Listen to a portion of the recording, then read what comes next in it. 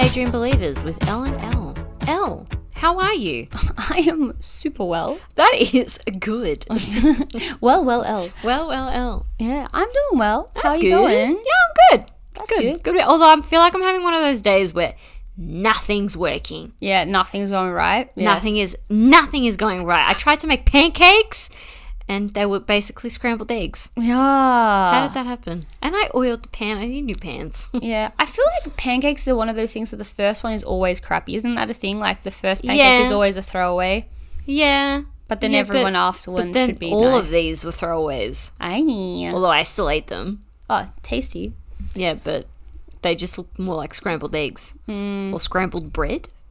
Scrambled pancakes. Yeah, I know what you mean though. I feel like, and then when you feel like things are finally getting, you're like, okay, I finally got things sorted. Then like another thing like fire starts and you're like, no, mother. No! Like it is what it is. For some reason, when I was trying to put the memory card in for the camera, it would not go in. Like, what is happening? Debbie! There's only one thing that can be done here. Yes. We just smash everything. That's how I felt in the moment anyway. I know. I feel that all the time. Speaking of smashing things, I finally got my car back after months. So I had a major little hit. Major little hit. Okay. Major little hit. I had my car, I got like into a tiny car accident a while back. But so some man was just like, I was in the intersection waiting to turn into my house, like the street before my house.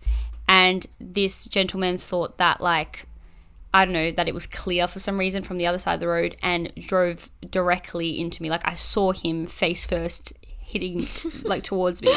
Yeah. Which was a nightmare I've always had. Like I've always, you know when you're driving you have like scenarios pop in your head like, oh, I'm just so terrified someone's just going to come in and like hit me or like watch someone coming towards me. And I was like stopped there. I couldn't do anything. So I was just having to watch this happen and beep and be like, surely this guy's going to stop sometime soon. No. But he hit me. Luckily, there wasn't too much damage, and I was ultimately fine. Yes. I did hit my knee on the center console because I've got a small convertible, so like my knees sort of rest. Yeah. On the. You basically rest your chin on your knees. Yes, basically in my car, it's like.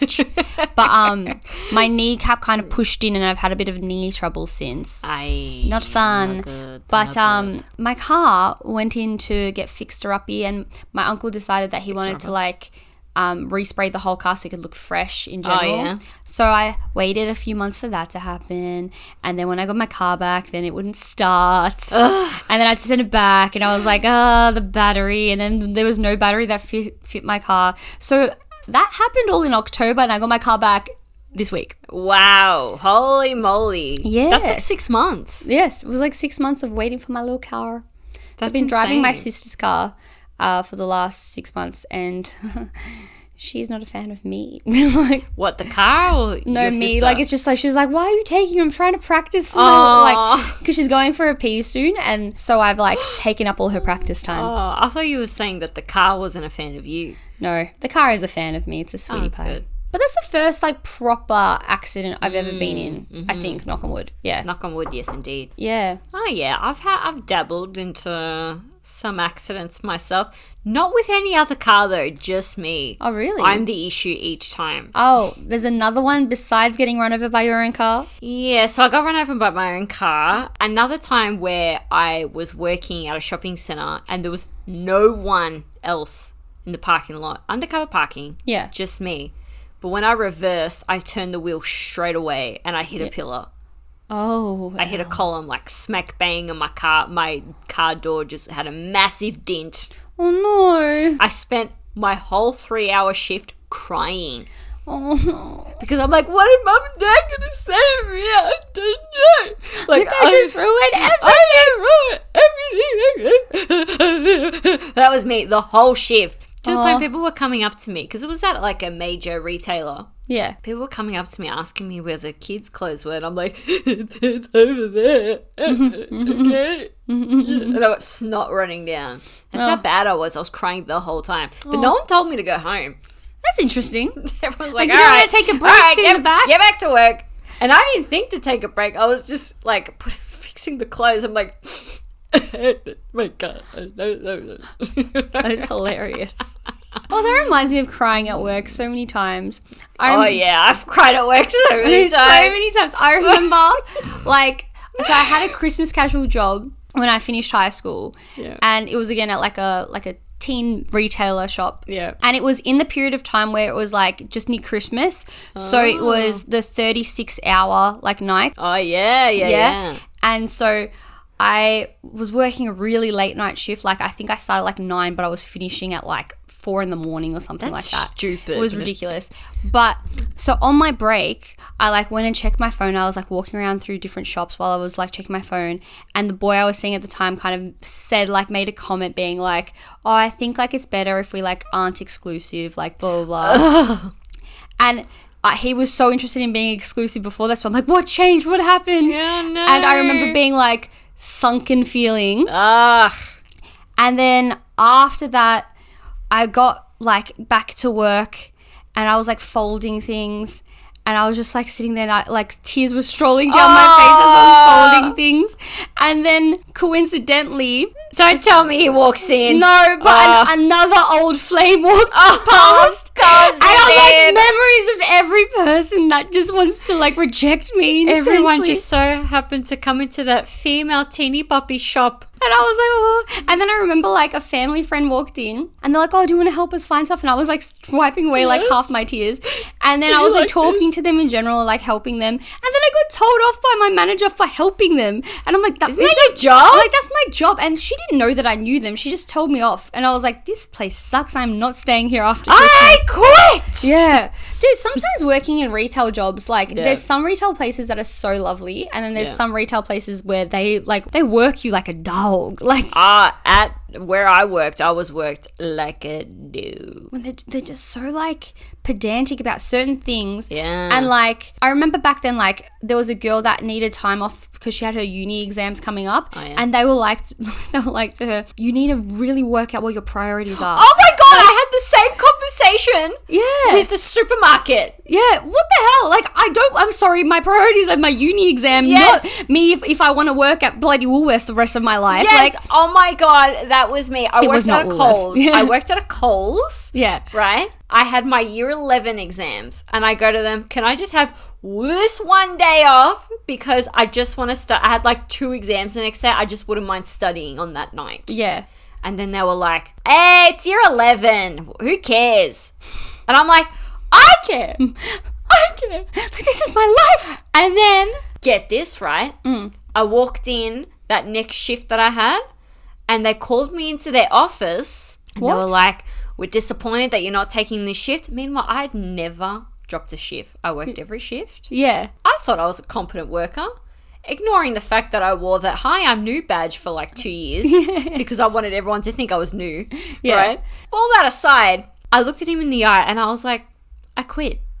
Is that how you quit? I'm I'm not going to work here if you're going to treat me like that. I have exams. I'm in VCE next year. What do you expect of me? Yeah. You're already in VCE in year 11 technically. Yeah. Oh, yeah. Year 12, I mean. Yeah. All right. I'm what do you expect of me? I quit. I know where my priorities lie. Yeah. And then my dad had just dropped me off. Yeah. And I walked back out. I'm Dad, pick me up. I quit. Yeah. And he's what? Yeah. Yeah, because that's ridiculous. How can you, as any business, let alone retail business, right? You know why people are coming to you to work with you, especially when they're 15, 16. Their priority is not to have a long life of living it, working retail. For some people, that is their dream, but for some people, it's just their first job, and they want to so I can make an extra $80 for the week. Okay, and then an extra few coins just so I can buy my own clothes. Yeah, that way my mum doesn't have to buy my clothes for me. Yeah, and I can pick the shampoo that I want to use. Buying my own clothes was exactly why I needed the job at the time. I just wanted to buy and make my own choices. Yeah. And it's it helps you in terms of socializing and coming into making your own opinions and stuff like that. I think it's having your first job is so beneficial, but it also it's crazy that the people hiring people for first jobs, companies that predominantly only hire people between 15 and 21, they somehow think that expectations for what they're hiring for are so beyond crazy. Odd. Just to circle back to crying at work. Yeah. This actually reminds me of another time I cried at Coles. I remember there was this boy. Yeah. Who wasn't giving me what I wanted. Like, he wasn't giving me, I really liked him. I met up with him once for a coffee. He wasn't giving me much. Yeah. And I remember crying at my job the next day. Yeah. While I was scanning people's food through the register. Aww. And I had the song, you know why? This is why. Because you know the song by The Fray? Oh. It's like, lost and insecure. You found me. You found me. And I'm like, why couldn't you find me? Why couldn't you find me on the floor? And I was crying. Oh, and just scanning like and scanning people's food. And do you have a rewards card? Yeah. Like, yes. Oh, crying at work as a teen or in general. Yep, just crying. On the plus side though. There's a plus side? As in those jobs though, like those, I don't know how we got to the topic of jobs when we're talking about cars. No. But like those types of jobs where you get into them and they're your first kind of jobs, they, like I said before, like the way that you like watch yourself change in that first year of having your first job is insane. Like, did you feel that difference? No. Not at all? No. I guess, so I worked at a bowling alley as like my first job, of course, like so fitting, where I had to dress up like different characters. So some days I would dress up as like Mario or like Snow White. It's me, Mario. Yeah, Mario. Or like a clown. And sometimes I had to stand in the middle of the freeway, like the side of the freeway, and I dressed as a bowling pin and be like, come inside. Oh, Lord. I had such a weird job. So degrading. Yeah, and we made like balloon animals and like colouring, painting good? on their faces. I didn't know how to make. We just all played around. We're like, here's a sword, and then it was just like, this snake. is Here's a worm. They're like, I want a bee, and I'm like, I can't make a bee. I'll make you a sword. Here's a sword. We've gone so off topic. I don't even know what we're talking about. I think we just need to go to formalities. Yes. What we'd like to do on the podcast is to tell you what was number one in music history this week. What was? Hey, there's some good ones, these ones. I like it. Nice. In 1970, Let It Be by the Beatles is number one. Oh, of course. Let it be, let it be. Let it be. I feel like if most people had to say like the top most, like the most known songs in the world, that would definitely be on it. Yeah, for sure. For sure. It's actually really beautiful how Paul McCartney wrote it. He was going through times of trouble. Mother Mary came to him. And then Mother Mary came to him. No. But all shit aside, he actually had a dream about his mother, whose name is Mary. So Mother Mary, that's where that term comes from, because a lot of people thought it was like a religious thing. Yeah, I think when I was a kid, I always thought it was religious. Yeah, I always thought it was so beautiful that it was Mother Mary. Oh my God, the Beatles are religious. I loved it until I, watched the anthology and he spoke about his mum. Yeah. But he was going through times of trouble. Yeah. And then basically he had a dream that night and his mum was like, let it go, let it be. Yeah, just let it be. And he basically woke up and felt so differently. Wow. He felt so much better because his mother had been passed for about 10 years at that point. That's so sweet to have that bond and that connection that like even in your dream state, like to still have that wisdom fly through. Yeah. That's so sweet. Yeah. That's actually, because even when you think, when I find myself in times of trouble, Mother Mary comes to me, speaking words of wisdom, let it be. Yep. Wow, so beautiful. In 1985, We Are the World by USA for Africa was number one. We love this song. We have this thing, and it's funny that you do it by yourself. We don't do it together. Yes. But we both have this thing that with our partners, we kind of go through a YouTube rabbit hole, and a couple times a year we end up just really binging this song on YouTube. I've done it since I was in high school. I was obsessed. Same. We both love, obviously, music. Yes. But we both get very attached to musicians. Yes. So being able to watch a music video where you get to witness every single so musician many you love. musicians. And like, I love playing the game of like, that's this person, that's this person. Yeah, that's this person, that's this person. Yeah. Or watching someone that's never heard the song before or never watched the music video before, watch it for the first time, and like me watching them being like, you see, how exciting. Right. And I reckon every time I watch the music video, I'm always like, I didn't realize that person was there. Yeah. And I've watched it a million times and I'm pretty sure I said that every time. It's so exciting. It's so beautiful, like the way, like I think we've spoken about so many times before, but I'm going to say it again. The way that Bruce Springsteen and Stevie Wonder have their part in it. Yeah. Just Cyndi Lauper's part in it, which apparently the only thing that disturbed the whole recording was her bangles on her bracelet. Or making a chain. Yeah. I've seen the video where they're practicing. Have you seen that? Or are they recording? I feel like they're recording, but like they're still recording even in the practice. And apparently Quincy Jones was actually expecting Prince to be part of We Are the World, which for some reason when I was a kid, I probably just assumed he was there. Yeah. But like in hindsight, now looking back, I'm like, yeah, it's really like missing Prince. Yeah. You know what I mean?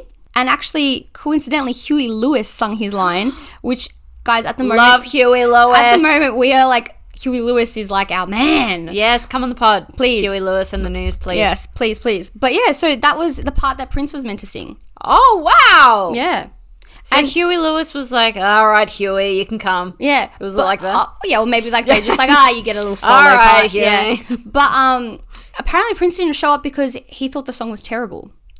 What? It's amazing. I love the song. I love the song. I think even the song in general, like, I like that it's explaining what the purpose of everything is. Like obviously it's a charity song. Yeah. So it's explaining why, like, what you're needing to help. But the second verse actually continues to say, like, we can't go on pretending day by day that someone else is essentially going to make the change for us. Like, I like that message. Like, a lot of people will kind of say like, oh, there's no point me doing this because someone out there is doing it. And we all expect that someone else is doing it and they're going to do the hard yards. And so that kind of gets us out of like doing it. You know what I mean? Yeah. I think the same way, like I've started helping, like I've been trying to do my best to get out there every couple of weekends and like volunteer with the homeless. But before I started doing that, I always just assumed there was so many people already doing that, that I'm like, oh, someone's already doing that. Someone's already handling that. Like I could probably help in a different way or it kind of like excuses you from being able to assist.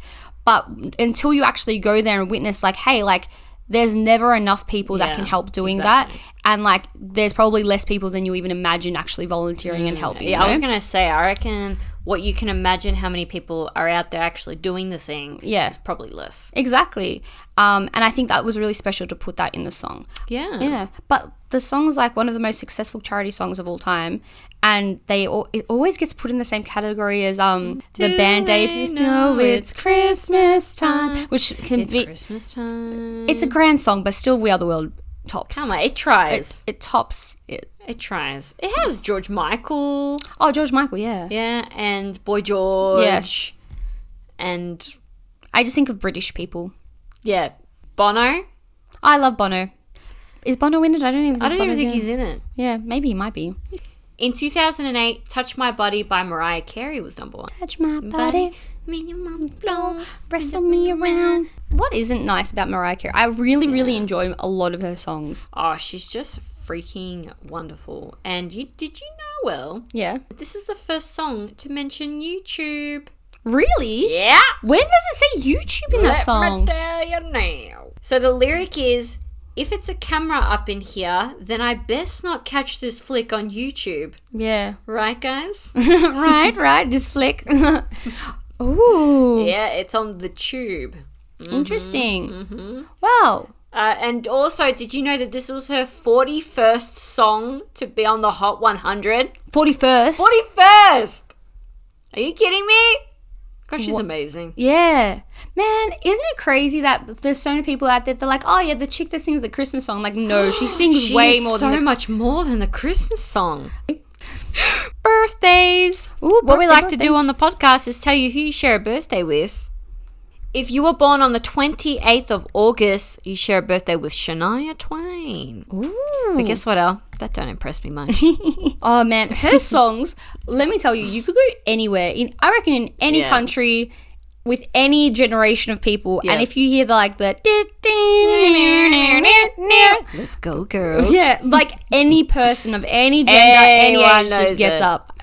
One of my favorite uses of this song in film or TV is in Parks and Recreation. Have you seen Parks and Recreation? Oh, not the full thing. I've watched an episode here or there. So there's this random, it's like this same joke that happens throughout the show. Yeah. And it's whenever the janitor comes to clean up their offices, he's always playing Shania Twain, I Feel Like a Woman. And he's always listening to that song each time. It is actually fucking hilarious. That's so funny. It's hilarious. Shania Twain, in general, I think she's also someone that, like, she, like, literally changed. Obviously, there was Dolly Parton before her as well. But she, like, changed country music in terms of, like, shifting it to pop. She's country. I always forget she's country as well. Yeah. But, like, she's inspired people like the T-Swifties of the world to kind of merge country and pop and bring it to, like, radio, I guess. Common radio. So, I don't know. She's, I think, a really cool chick. Yeah. And honestly, when I was a kid and I used to listen to that song, Don't Impress Me Much, that video clip, I was obsessed with it. And I thought she was, like, the most attractive woman ever. I felt the same growing up. Yeah. And I actually watched a live performance of her doing that Don't Impress Me Much. Yeah. And she changed the name of the celebrity because it's like, okay, so you're Brad Pitt, right? But she changed it to Ryan Reynolds. Oh, and he's in the audience and he's like, what the fuck? Like, that's so weird. So she's basically just like, okay, so you think you're Ryan Reynolds because everyone loves Ryan Reynolds. I guess. You know, the term movie star doesn't really apply anymore. I could make a whole episode about this. Yeah. But anyway. Ooh, I get what you're saying. Yeah. So if you were to think movie star, you'd think Ryan Reynolds, maybe The Rock. Do you reckon The Rock? The Rock. You think of Dwayne The Rock Johnson. He is, I mean, a movie star. I would say he's actually a movie star. I agree. He's in a lot of movies. Yeah. Like, I'm going through the list in my head right now and I'm like, oh my God, he's in Fast and the Furious? Like, there's so many things. So many things. But you know what? Movie stars were in the 90s. Yeah. No such thing. Oh, yeah, People that come close to it, I'd say one of the biggest ones is Ryan Reynolds because he does everything. He owns a mobile company. He owns a soccer club. Yeah. Yeah, I get what you're saying because, like... Let's talk about sex, baby. No, we have a really, really cool episode planned for you guys today. So something me and Elle have always wanted to have on the show is a sex therapist. Yes. We know how much shame and guilt can come around, like, talking about sex. Yeah. And especially coming from ethnic backgrounds, what it's like the education around it and, like, the communication around it is something that it's very taboo. So to have something like this on an episode so that we can get comfortable with talking about it. We need to be comfortable. We need to be comfortable with talking about things like this. I had a mum that was a bit more free thinking, I think. Yeah. She was a lot more open about talking about sex and all of that, but it was open, but we also called it a flower. Yeah. You know, so it was like, did you give away your flower? Like, that's how we used to talk about it, which is kind of funny. So we're saying it without actually saying it. Yeah. We need to get comfortable with actually just saying it. Yeah, just saying the words. Yeah. And from my personal experience, it was just like a topic that wasn't discussed. You just didn't talk about it. Just didn't talk about it. Like, anything I understood or knew about things was from TV, movies, or literally the schoolyard, which is like not the best education. Yeah, not the best education at all. It also develops you to feel like you have to feel this shame and guilt around a topic that is something that every single person feels and every single person on this planet experiences. So that's exactly right. And we need to take the weirdness out of the word sex. Yeah. If I hear the word sex, I am an immature little person. You quote Grandpa every time from The Simpsons. Sex! Yes, she has to quote The Simpsons. Sex!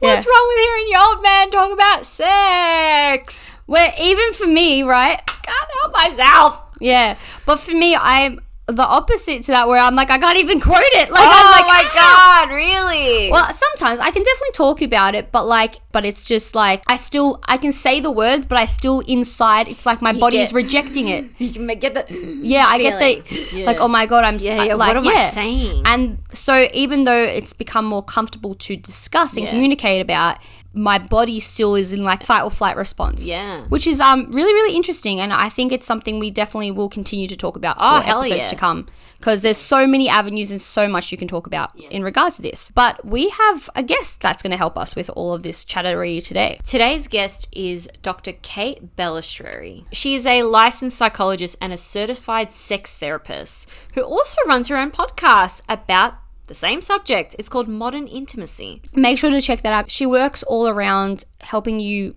get rid of stigmas and start embracing the feelings instead of feeling shameful for them. Yes. And really helps in terms of relationships as well. Yeah, she has had the most fascinating history, and the way she ended up in this position as well is just remarkable. She's a very, very knowledgeable person in this field, and we are so excited to share what she has to share with you guys. We've asked her a range of questions all around relationships, sexual partners, intimacy in general, and a whole bunch more. So please make sure to give it a listen. Yes, but before we get to Dr. Kate, we must ask you a few things. First, you need to follow us on any platform. You need to. This is what you need to do from A to B. You need to follow us on any platform that you use to listen to podcasts. Please follow us on social media. Rate us a 5 out of 5. Talk to a friend. Yeah, and maybe just join our Patreon if you can. Yeah, join our Patreon, please.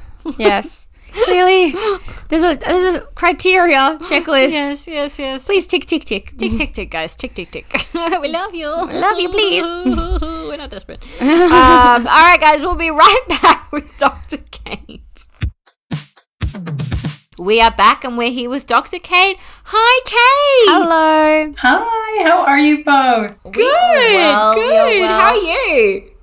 It's so good to be here. Thank you for inviting me onto your show. Oh, man, no, thank you so much for joining us. We appreciate it so much. We're very excited to get into the conversation of intimacy. It's exciting because we haven't actually really discussed this on the podcast before. Yeah, really? It's definitely a it's definitely a topic I think that a lot of people feel shame around or shame to speak up about. We're from a European background where it was not something like talking about your relationship or talking about intimacy and sex or anything like that or pleasure.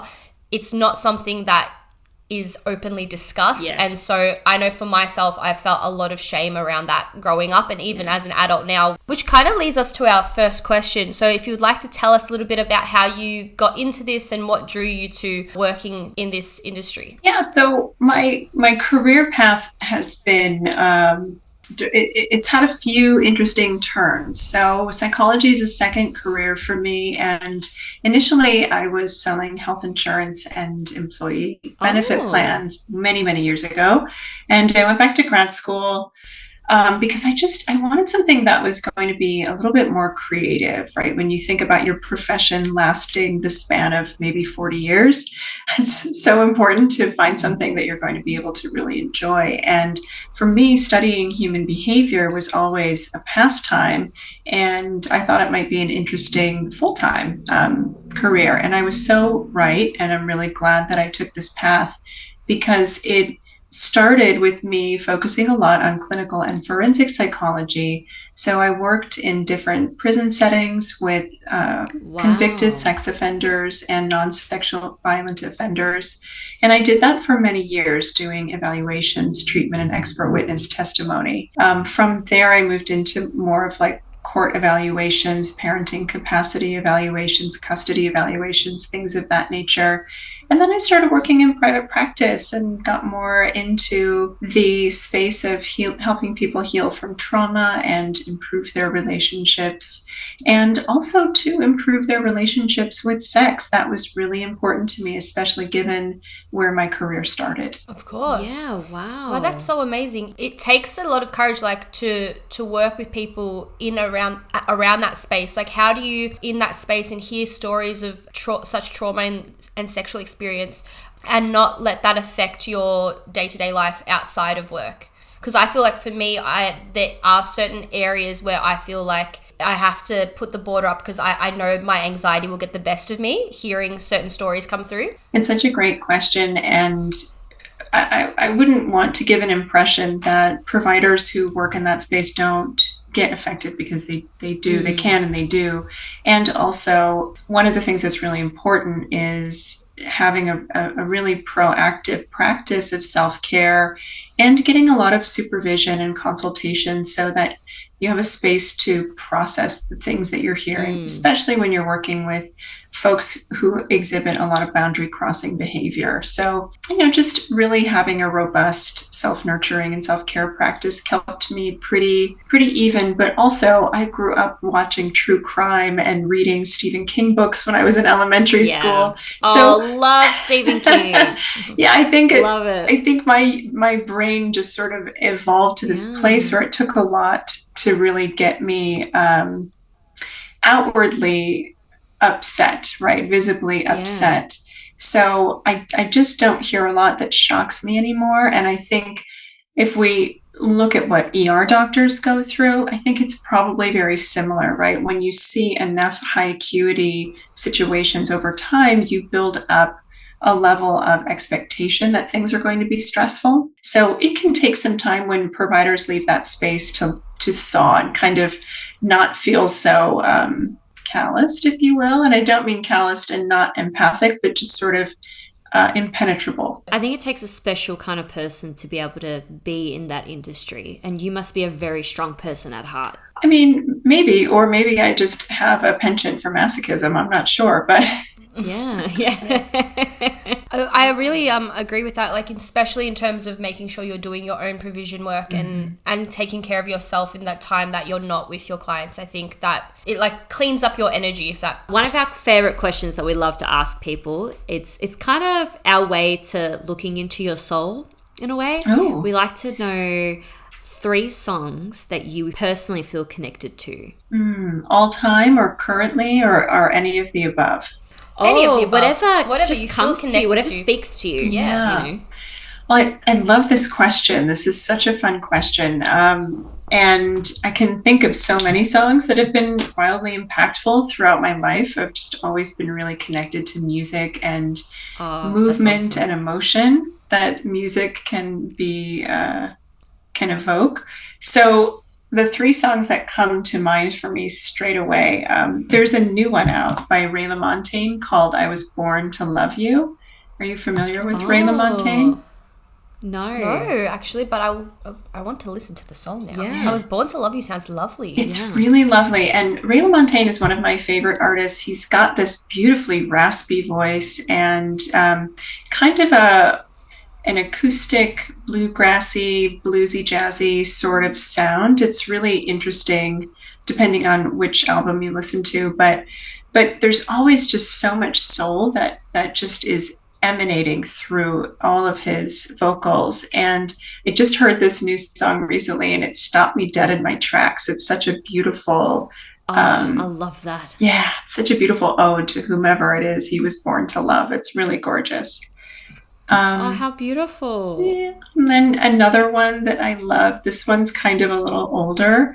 It's by a group called Rhye, R-H-Y-E. Have you heard of them? R-H-Y-E. I feel like I've heard of them before, but I think I'd have to hear their music. Yeah. Well, the singer is a man, but when you listen to it, it sounds like this like beautiful effervescent woman is singing, because he just has such a really elevated way of being in this voice that just sounds enigmatic. Just anything by Rhye I'm obsessed with, but specifically the acoustic version of their song Softly. It's got great like percussive elements and it's really fun and again like heartfelt and really meaningful. That's so beautiful. That's wonderful. I love the name Softly for a song. It kind of already gives you the intention of like what it will sound like and what I've got like expectations in my head of what that will sound like. It's so nice. You have to let me know if you listen and if it met the expectations. Definitely. We'll be trying all these out. That's like our favorite part after this question is to like finish the interview and listen to all the songs and be like, oh my God, my new favorite song is in this. Nice. Well, the last song that I'll offer is by an artist called LP, and the song is called Shaken, and I love this song. It's like The song talks about after a breakup, going somewhere and seeing your lover walk in with someone new and seeing the way that someone new looks at them and how you're just shaken to your core because you see the way they interact and it reminds you of how you used to interact with them and how you thought that that was unique to the two of you. So it's like one of those gut-wrenching, makes you cry sort of songs, but I love it. Oh, I love songs like that. Nothing like that's my favorite type of song. Yeah. Like a song that like it really kind of puts you. But it also it's such a. I think it's something that everyone has experienced to some degree or another. Whether it's someone you used to date or someone that like a child and you're daydreaming about dating someone and then you see them walk in with someone else. It's like that same kind of stomach drop feeling. Yeah. So it's so. Oh, that's so beautiful. Wow. First of all, wonderful descriptions. Yes, I love the descriptions. All of these songs. Absolutely wonderful. You seem very connected to music, which is wonderful. We love that. Yeah, you both are very connected to music too. How did you find a path into having a podcast that talks about music? I used to have a podcast, so I already had all the equipment and stuff, so I already knew the know-how of running one. Elle and I have always really bonded over music. Like, I'm a huge fan of the Beatles and old rock, 60s rock, 70s rock.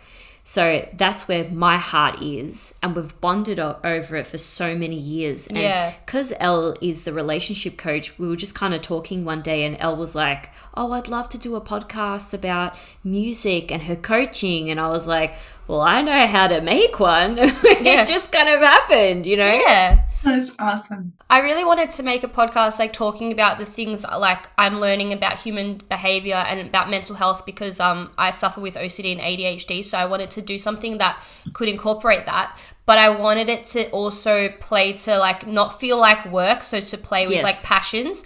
And I think music is something that you can merge it with so many different emotions and so many different feelings that like it worked well for us.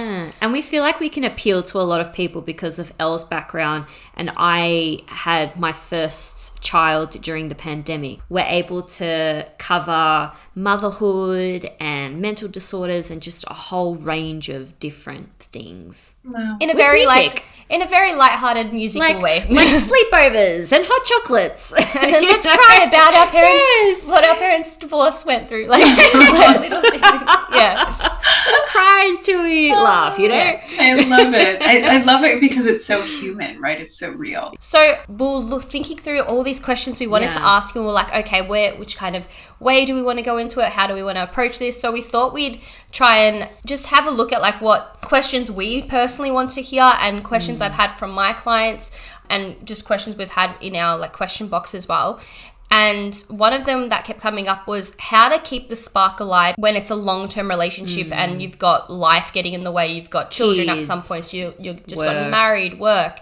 How would you suggest someone to keep that spark, or what can they do to continue that spark? Such a great question. I think keeping the spark alive is challenging for so many real reasons.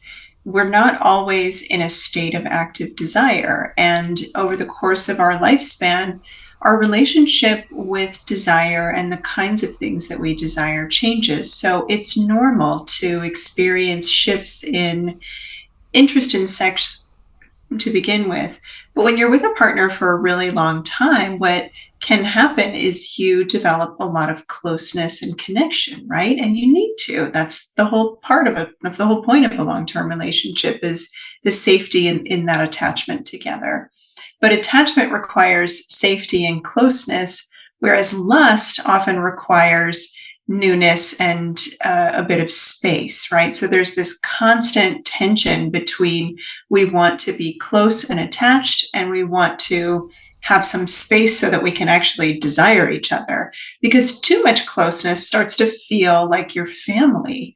And you are, especially if you have children together, you see each other in parental roles, and inevitably you start to project onto your partners things about parenting that you absorbed from your relationship with your parents.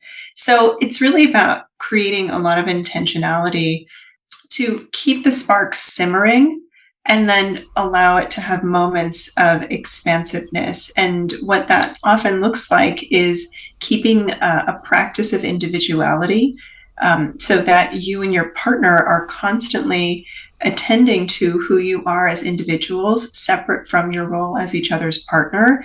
And if you have kids, separate from your role as parents. And in doing that, you're constantly fostering opportunities for novelty, because if you go out with your friends and you try this new restaurant, guess what? You get to come home and tell your partner all about the new things that were on the menu that you really liked, that were so great. And you get to share with them this aspect of novelty that's really interesting and exciting. That can create a lot of passion and tension and room for things to be fun and creative. If you do everything together, if you work from home together, if you don't have a thriving independent life, it's going to be a lot more challenging to keep that lust and that eroticism going. But I'm also a huge fan of scheduling opportunities to be sexually intimate, not scheduling sex per se, because then that can kind of create obligation, but scheduling time to be intimate, so that it gets on the calendar. Life gets super busy, and yeah, it's hard to prioritize that time. So the last thing I'll say is that it's really important to think about how you're creating erotic moments in small doses with each other. So how do you touch each other? How do you flirt? How do you do things non-sexually that invites a connection to the memory or the possibility of sex in the future? And I don't mean that with an expectation, right? I think a lot of folks shift into this transactional space. If you do the dishes, then we can have sex later. And that feels gross for everybody involved, usually.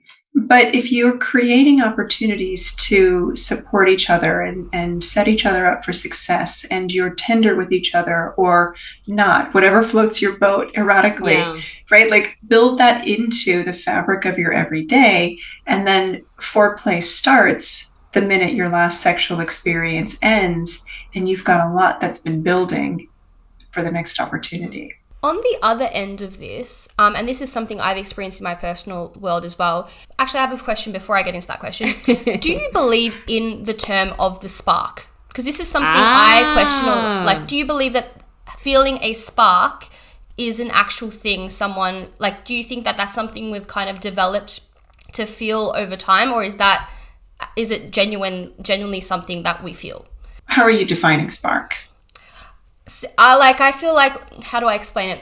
This is going to seem like such a teen girl way, but like in the movie The Princess Diaries, when she kisses a boy, right? Yeah. She knows that he's the one because her leg lifts, her foot pops and it lifts up, right? And when I was younger, I always looked at that. I'm like, I wonder if that's a thing. Like, and I think for a lot of my adolescence, I was chasing this spark feeling. Yeah. And when it wasn't there, I completely dismissed the relationship. And then I've been in relationships in the past where once I stopped feeling that spark, I constantly was looking for a new spark somewhere else. So I have a question, like, is that something that's, because I don't think I'm alone in that feeling. Is that something that you think, like, that feeling of that spark, of that, like, instinct that that's the person you're meant to be with, do you think that that's necessary to feel for it to be a relationship? Such a great question. I'm going to answer it in a few different ways. I don't believe that we have one person in the whole wide world that we're supposed to be with. I think there are many people that would be complementary to us depending on the stage of life that we're in, the stage of consciousness, the stage of development. We would all love to believe that we're super unique. And in some ways, of course, we are our own fingerprint, right? Our own unique, but for the most part, we're all pretty similar and, slight variations of each other. So there's diversity, but not so much that it's impossible to not find more than one person that you're connected with. But that said, I think the spark that we are sold, and I'm going to use the word sold because that experience of like love, limerence, is something that many people do feel in their long-term relationship. It's like an amplified version of love. but it's really manufactured in terms of how we see it in movies and how we are conditioned to believe it should exist. And the example of her popping her leg whenever she kisses somebody, yes. I love that movie. Such a great example. Yeah, but such a great example of how we are sold and how this experience of love becomes a commodified expectation.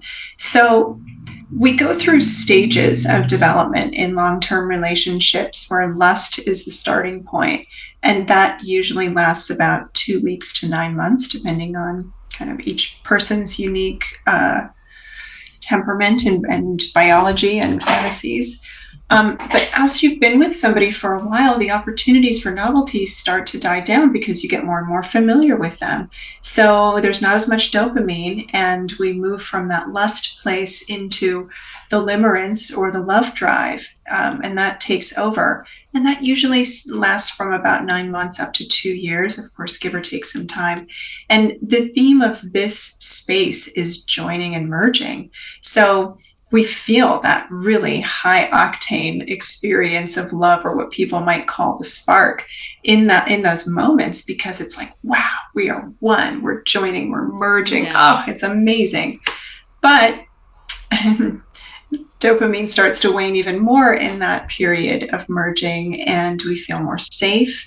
And so lust starts to peter out, and we start moving into that place of attachment, right? And safety and closeness, where lust is a little bit more challenging to come by, but not impossible. You just have to work at cultivating those opportunities. And that attachment drive in long-term relationships usually starts around 2 years and goes until the couple is no longer together. I definitely see a correlation with relationships I've witnessed, where the 2 year mark is usually the telling time of like, okay, once it hits 2 years, that's when you start to notice all the tiny things that you dislike about this person, and all the little things that like irritate you start to become really, really at the forefront of your mind, I feel.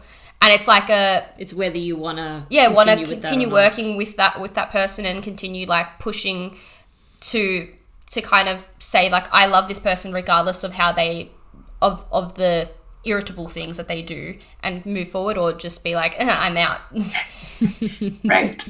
Yeah, that's a good time to figure out if their version of annoying you is going to be one that you can tolerate, and vice versa, right? You're going to annoy them. That's inevitable when you have a long-term person that you care about. The question I was going to ask before that question is, so in some relationships, there are that spark is not there from the beginning in terms of sexual chemistry. Do you believe that you need to have sexual chemistry at the beginning of a relationship, or can it be built over time, even if, let's say, this couple has been together for 2-3 years or more? Is that something that can grow over time if the two people are choosing to be with each other? I think so. We have to remember that desire comes in different forms. So there's spontaneous desire, which is like that, oof, I just got hit over the head with some desire. I want my partner right now. They're amazing. It's in my brain first, and then my body carries out the marching orders. And then there's responsive desire, which takes a little bit more context to get going. But once the context is moving, the body's like, yeah, I'm feeling this. And the brain's like, cool, I want some sex, right? And so people often have these different ways of arriving to the moment, and that sometimes can be a source of what feels like a lack of chemistry at the start of a relationship. But with education, sex is really about play, first of all. So with education and some skills building, I think people can absolutely cultivate chemistry. There are some things that just may never be a great fit, right? If somebody has a pheromone incompatibility, for example, that may be difficult to change. But if we're really talking about, oh, my partner moves in this way, but I prefer to move in this way, that's an easier place to find a happy medium where both partners can get their sexual wants and needs met. It's such a topic that a lot of people don't feel comfortable to talk about because, and I've been in a relationship like that where you're witnessing a bunch of people in their relationship and they're just always on top of each other, always wanting to be, like they have that sexual desire for each other in that way.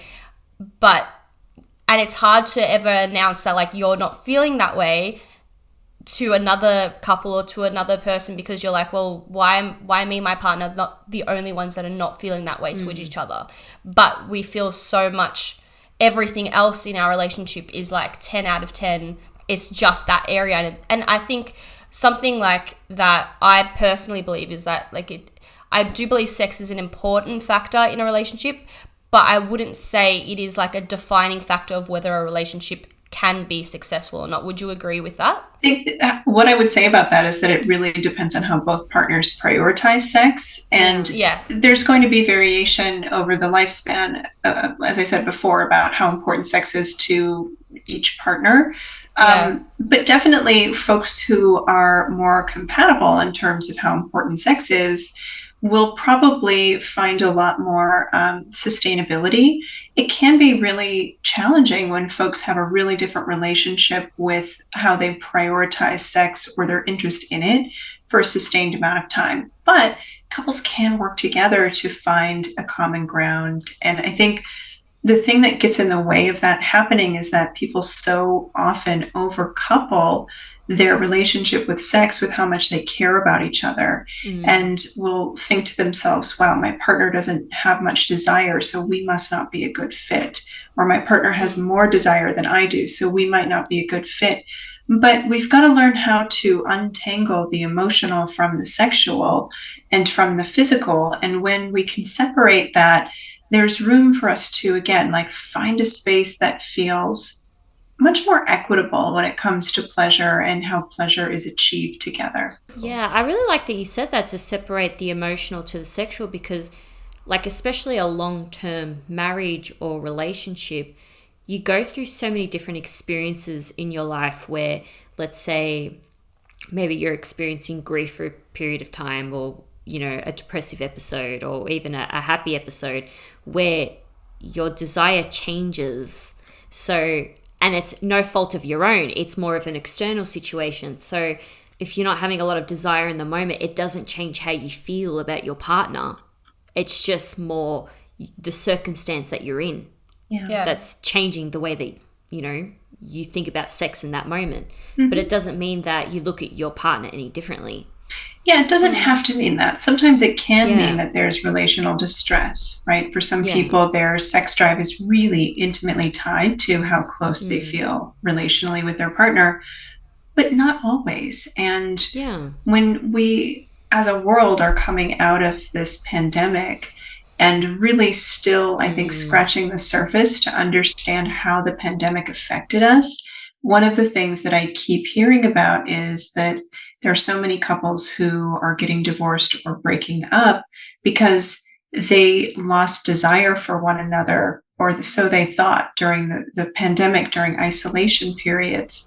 But it's so important to remember that when there are these big stressors in life and you're in a state of constant fight, flight, freeze, or fawn, or you don't feel secure in the world or in your work environment or in your family or in, you know, anything, it can really impede your relationship with sex altogether, and doesn't change the fact that you might really still care about your partner. So yeah, I think it's an opportunity for partners to get really curious with each other and really vulnerable about what's going on. And if they can hold space without judgment, they usually can find a path back. Well, that is a perfect segue into our next question, basically. How do you overcome that vulnerability in the bedroom, that embarrassment of being open to discuss what you actually want and your desires with your partner, especially if from one end where it's a new relationship and you're kind of discovering each other and you're a bit scared to share what you want, versus the other side where you've been in a relationship for a long time and you want to maybe change things up to make it more exciting, but you're scared to actually open that conversation. We have such an interesting relationship with sex in 2023, right? In some ways, we talk about it so much more openly and so much more authentically and without any kind of fear. And then on the other hand, there's still so much shame and judgment that gets wielded because there's tremendous misunderstanding about sex, fantasies, arousal, and desire, in large part because, at least in the US where I live, our sex education is, I mean, it's embarrassingly poor. So a lot of folks just don't really know how to make sense of what they like or how to make sense of what their partner likes without attaching a lot of completely arbitrary labels of identity or character. And so I think when people feel really embarrassed or have a lot of shame about what they like, an important place to start is to just kind of remember that fantasies are adult play. You don't have to want something to happen in real life in order for it to hold space in your fantasy life. And when we are engaging in some kind of fantasy that deviates from whatever we think our fantasies should be, it's often because that fantasy gives us access to a physical sensation or an emotion that we don't know how to access otherwise, right?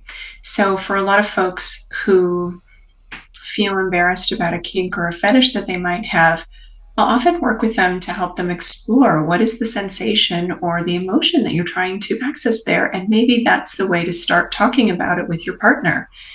I really like to feel warmth during sex. And maybe one of the ways that they enjoy feeling warmth is through having some kind of like heated wand that they play with, or an arousal serum that has, a warming effect or something like that. Other people like to engage in water play and use urine as a sense of warmth because they like the liquid feel and the splashing of warmth. Some folks enjoy things like that because it's, in their mind, humiliating or degrading, and that's the emotion they're trying to get to. So if their other partner doesn't want to play in that way, okay, but can you maybe try to find other areas of play that might allow for the humiliation that your partner is seeking? So, there's lots of ways to sort of get to the thing that's really important, that sometimes the context can be reworked. I really think that was a very eye-opening answer, because I don't think anyone really, I think you're right in saying that no one really looks at that side of it. They're looking at what the label of what you're wanting or what your fetish is, and then associating you with the fetish rather than associating what is the deeper feeling that you're looking for in that fetish. And I think that's something that have you ever thought of that before? No. I've never even correlated with the fact that maybe someone would enjoy that because of warmth. Maybe they would they're wanting to get that humiliation feeling. Maybe they're wanting to be told off, or feeling like they're like a child to some degree, in terms of dominatrix, because that's what that need that they're feeling inside is wanting to be. So I thought that was just really eye-opening for me. Oh, good. It's often not the only emotion, right? Like when someone does want to play with humiliation, for example, or submission, it might be that they want to feel helpless or powerless or humiliated, but there's often a secondary thing that they get to feel, like, I don't have any responsibilities. I am already being yelled at, so I can't do anything else wrong, right? Like there's a lot of unconscious grit there that can come up and can offer folks, again, an opportunity to have more compassion for whatever they might not understand in themselves or in a partner. That's really, really insightful. Most definitely. Yeah, in terms of having those conversations, and I know it's sometimes the wording is what people get mixed up by, and it's that fear of how that other person will react, even if we say humiliation is something we're wanting to feel. Because even when we just want to talk about our feelings outside of the bedroom, that can be a tough conversation. Is there any little tips or tricks you have in terms of easy ways to enter that conversation?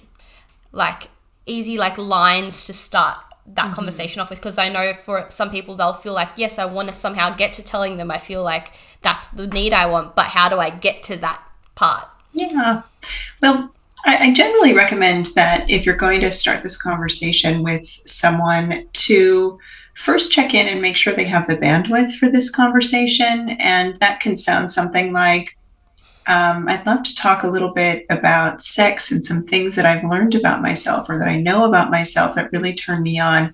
When's a good time for us to talk about it? When do you feel like you can be present for that conversation? I don't recommend ever trying to start that conversation while you're having sex, because that's when you're feeling even more vulnerable and even more likely to be misunderstood, because everyone's, you're everything's heightened during sex, right? Yeah, so you're in the moment. Yeah. So set yourselves up for success. And if you don't necessarily want to make the declaration that you have a specific desire, you can do things like download a yes, no, maybe list. We have one on our website. There's a bunch of other great ones online you can find. But you can give that to your partner, and the two of you can sit down together and check out what's a definite yes for you? What is a maybe, right? Like in some circumstances, I would be open to this, or maybe if we know each other for a year, I would be open to this, or something. There's conditions. And then what's a definitive no? And you can start to compare lists and really get a sense of like, oh, I didn't know you were open to that. I didn't know that was a thing for you. And that's a really neutral way to start that conversation. But you can also say things like, I saw this recently in a movie, or I read about this on Medium or on a different platform or something. And I wonder, have you ever heard of that? Is that something that you'd ever be curious to think about or explore, right? And that can be an in that doesn't have to be such a personal disclosure. But I'm such a big fan of really working on the emotional transparency and connection in a long-term partnership, that hopefully you and your partner have the space to be vulnerable, and you can work toward cultivating that as a first step if you don't, so that you can come in and claim what your desire is and showcase that it is safe to be vulnerable by modeling your own willingness to step into that and say, I'd love to share this with you. I'm feeling anxious that you might think differently of me. But I'm going to take the risk and say that there's this thing that I've been really turned on about that I haven't quite shared with you yet. And I wonder if I can share it with you now. And then I would just say, here's the thing that's interesting to me.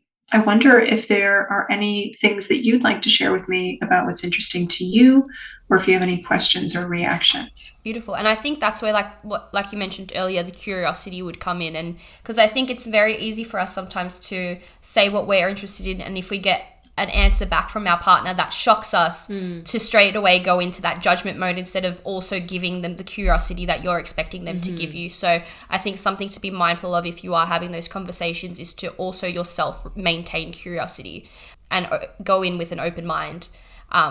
Because I feel like that's the key to making sure that you're not judging each other in those situations either. Yeah. Beautiful.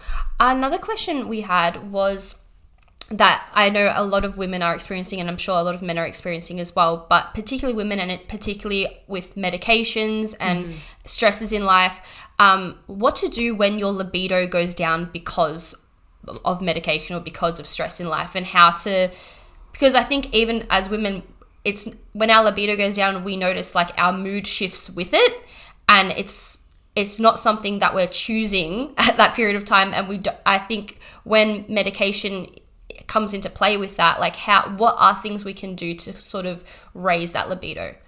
It's such a great question.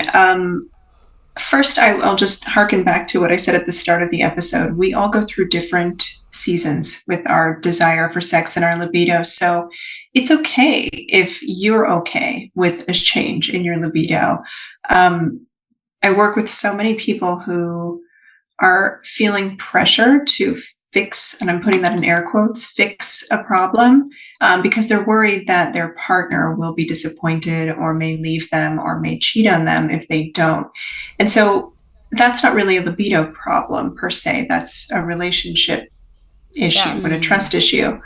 But if you're missing your libido and maybe the medication is something you have to be on for a while or for life, it's super important to talk with the prescriber to find out if there are other solutions or other medications that may not impact your sex drive in such a significant way, or if there are other medications that you might be able to take as an augment to stay more in connection with libido.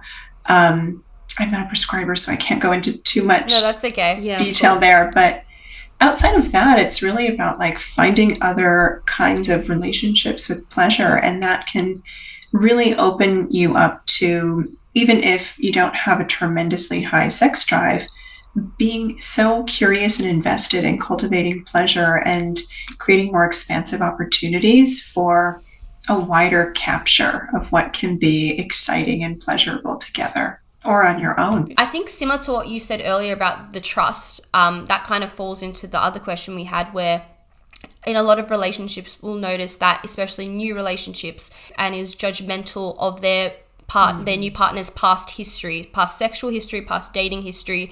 Because I know a lot of relationships where they've entered a new relationship, they've found out about the past dating history, the past sexual history, and then they themselves start feeling like they need to live up to that expectation of what used to be, or that they are now feeling like they're untrustworthy of their partner because of their past history, and how you would help them navigate that.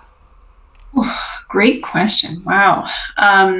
So it depends on what the cause of that reaction is. So some people have what's called relationship OCD or retroactive jealousy, and they become really jealous and fixated and sometimes obsessive about their partner's previous sexual history before they ever met them.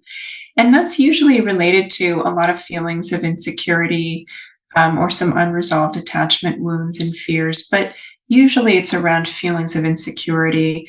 Unconsciously or consciously, it might sound in that person's mind like, wow, my partner had all these amazing experiences or had all this sex. They won't possibly want to be with just me, right? I may not measure up. And so that's a different sort of approach to helping them, and usually involves either helping them to have better self-esteem or to regulate anxiety differently, but also to communicate with their partner and build really important opportunities where you can develop trust and safety with one another. But there's also a lot of stigma that gets placed on people's sexual pasts that's different than retroactive jealousy, and is more related to deep roots in purity culture, where there's an expectation, especially this double standard, where women should have less sexual partners. And I'm saying should is the myth, right? But it's okay for men to have more sexual partners. So many men, also coming from a place of insecurity, will be quite upset to learn that their female partner is a whole human being and has had sexual interests and desires before them. And they impute that it means something about her character, and it doesn't. They might believe a myth that it will mean something about her vagina and the way that sex will feel. It doesn't. It doesn't matter if it's one penis or 100 penises, right? The vagina can tolerate penetration. And it pushes out a bloody baby. Exactly. And then go back to what it was. Exactly. So these myths of purity culture have really infiltrated pop culture and have given so many men, but women too, can hold these beliefs. And they just attach a lot of shame and devaluing to people based on their sexual history. But it's completely arbitrary and it's completely constructed, because before monogamy was invented, and yes, it was invented by men, by the way, we were all much more fluid and ethically non-monogamous, and we all played with each other with a lot more equanimity than we do now, and without all this attachment to self-righteousness or worth. I love that. I agree with that wholeheartedly as well, especially with misogyny being that at the core thing. I'm like, yes, literally. Yes. Definitely. So one of the final questions that we had for you was, if you could raise a child now, knowing what you've learned, what you know about relationships, intimacy, sex, what would you do differently from what your parents did in terms of teaching you? Wow, what a great question. So many things. Thank you. Honestly, this is a big part of why I chose never to have children, just because I would do things so differently than how I was raised.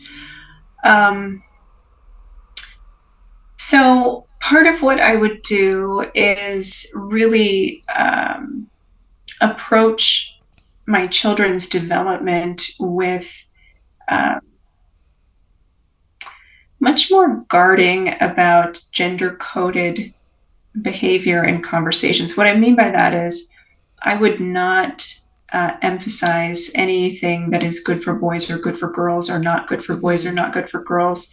I would encourage my children to experience all that is available to them in life and all that interests them, whether or not it aligns with the traditional gender roles that have been force-fed to many people. So I would do that. I would teach my children about bodily autonomy and consent early on. And that would start in a non-sexual way, of course, and developmentally appropriate. But it would start with things like not forcing them to hug relatives or even me. Yes, that is a big deal. It is. That is a very big deal. Yeah.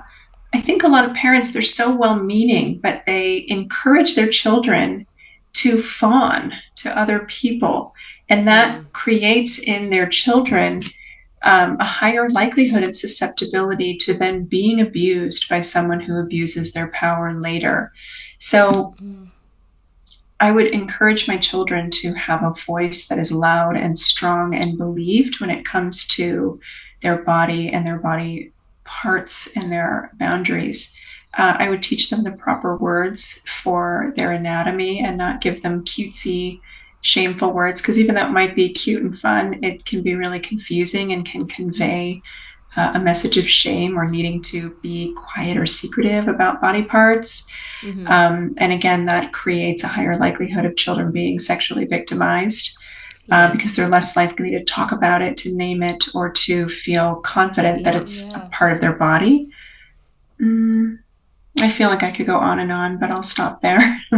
No, I appreciate everything you've said, because especially when it comes to the consent and hugging, that's something when I started learning about human behavior that I learned really early on. Like when I flash back to being a child and realizing that like I was being taught to basically like respect my elders, but that meant respect any person of authority, no matter how I felt about it. Yeah. And that again comes from a very European background. Yeah, like make sure you kiss this person, kiss everyone on the cheek. Everyone, even if you feel uncomfortable by the person, you'll kind of have to do that. Yeah. And I think that that's something definitely, if I choose to have children one day, I will definitely I'll be implementing everything you've said, but it's definitely something that was already on the tick list to implement. Yeah, you know, like my son is nearly 3. And I've definitely encouraged him to not have to hug people if he doesn't want to. I've taught him to say no, basically, if someone wants to give him a hug or kiss. And he's like, stop. He literally tells him to stop. It's actually the cutest thing. Oh, I love that. It's just not as cute when he says it to me. I'm like, damn it, what have I created?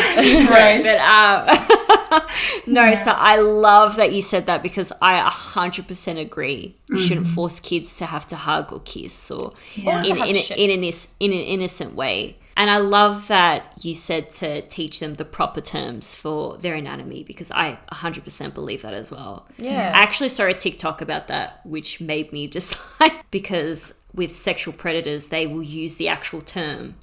And then some kids might not know what the actual term is. Yeah. So that's how they kind of, you know. It's crazy to think about how much shame we can have around that area, just because, like, I think agreeing with what you said, like not using the correct titles for those body parts makes it feel like it's something we should not talk about. Yeah. And then that affects you long term as well, because when you have to start like feeling comfortable in your body, when you want to start feeling like sexual in yourself, the fact that you're wanting to do that and enter that stage of your life, but you're also unable to say the word. Like you can't say vagina, you can't say pussy, you can't say those words. It's like, I think there's something to that where you're still holding on to some bit of shame, and that's holding you back in that sexual area of your life as well. I agree. I agree. It has long-lasting implications. Well, Kate, thank you so much for joining us. Wow, we loved everything that you said today. It was just very eye-opening and just reassuring as well. Thank you both. These were incredibly thoughtful questions, and it was just such a pleasure speaking with you both and learning a little bit more about you. And I hope that your listeners walk away with a new wrinkle in their brain today. Great. Well, thank you so much, Kate. Thank you both. Nice to meet you. Bye. Take care. Thanks. Bye. That was so informative. We did not send her these questions that we spoke about today, but she knew the questions like this right off the bat. Off the bat. You can tell she knows what she's doing. She knows her stuff, and you can tell that she is very, very in tune and understanding of all of the patients on either side of every situation, which is always good in a therapist in any form. Yeah. I really found it so interesting learning about kinks. That conversation really opened my mind to understanding different people's fetishes and like the way that they want to feel intimate with people, you know? Yeah. I also think it's really cool to learn about intimacy and understanding that range of how it's normal for it to shift throughout a relationship or for an individual throughout life. Most definitely. We all go through ups and downs in life, and that means our sex life kind of goes with it. What I really liked about Dr. Kate was her background. Yeah. So she's worked with a lot of, a representative in court. Like she's given expert witness. She's worked with people who have performed sexual assault. Yeah. What I love with her as a therapist, I actually find that very comforting because I'd be able to tell her anything. Yeah. And she'd be none the wiser. Exactly. Nothing would make you feel embarrassed. Nothing would be off boundaries. That's how I felt speaking to her too. I felt 100%. Like, you know what, and that's the good thing. That's what you want to be looking for in any person that you're reaching out to from a professional standpoint. Yeah. I've had people come to me working with me that have had bad experiences before working with me, for example, saying like, I felt actually quite judged by the last person I spoke to about this. Or I've had even friends talk to psychologists in the past where they've like, well, they got a bit too involved in my personal situation, or they told me their judgment in that situation. And that's something that definitely is a no-go in that area, at least for me anyway. I think that if you're feeling like someone is putting their biased opinion or their personal opinion into your therapy session, or you're feeling judged by someone that you're going to in confidence, then it's probably time to shift to someone that is a bit more open-minded and is just hearing you for what you're actually saying and listening to you rather than forming their own opinion in their mind. And you can tell very much that Dr. Kate is someone that is truly there to help people be heard and help people heal the parts of themselves that they feel shame around, you know? Exactly. She was extremely wonderful. We're so glad that we had her on. Thank you, Dr. Kate, for joining us. We appreciate you so much and everything that you represent. Yes. Thank you so much. We love you. We love you. Yes. All right, guys, that is it for today's episode. We really hope you enjoyed it and, perhaps maybe feel more comfortable talking about sex. Yes. Especially when I say it like that. Yeah. Sex. Exactly. I really hate that I can't help myself. But say it every single time. Yeah. Yes. Sure. I can't even say it like that. Should have asked her, why can't I say the word sex properly? She's probably going to say the same thing like when we asked her at the end about like how to raise children like that. It's probably because like you had to call it a flower. Yeah, so now... Yeah, now what I have to say it in a comedic way. Yeah. Or else it's like I can't talk about it. Sex! Yeah. It makes sense. I feel like I feel like, guys, and tell us if you have any questions around this that you want to get answered even further. There's some questions we might be able to answer for you. If it's relationship questions, there's probably a few that I can answer for you. But if there's just a genuine, like, if there's something, or you have a story, or you have something that you want to even send anonymously, most definitely, please let us know if that's something that you guys would be interested in. Oh my God, send it through, because we're happy to talk about these stories and have an open discussion about them, because these are topics that we all experience. And I think that especially when you're a young female going through like changes in your body, or even in your first relationships and stuff, feels like you can't really tell anyone else what you're going through sometimes, or you can't really talk about the things that you're feeling, or the things that, and there's a lot of external shame, whether it be from your family or from males or from friends even, that make you feel like what you're experiencing or what you're doing is wrong, or what you're thinking is wrong. So I just want to put it out there that if there is something that you're feeling stuck around, or if there's something that you feel a lot of shame towards and you just need to just share your story at all, we're here to listen, and we're happy to have an open discussion about anything, even if it's from an anonymous point of view. We are the Kerry Bradshaw and Samantha Jones to your Charlotte York and Miranda Hobbs. Wow, I really did not know all of their last names. Oh, I know it, baby. You know it, baby. I know it, baby. Only because I gotta say this, that Sex and the City made me feel so much more comfortable with talking about sex. Nice. Sex. You know what? I can't remember who it was. It was like a British influencer, I think, once. And she had like this whole page on her story, like her Instagram that one of my friends tagged me in.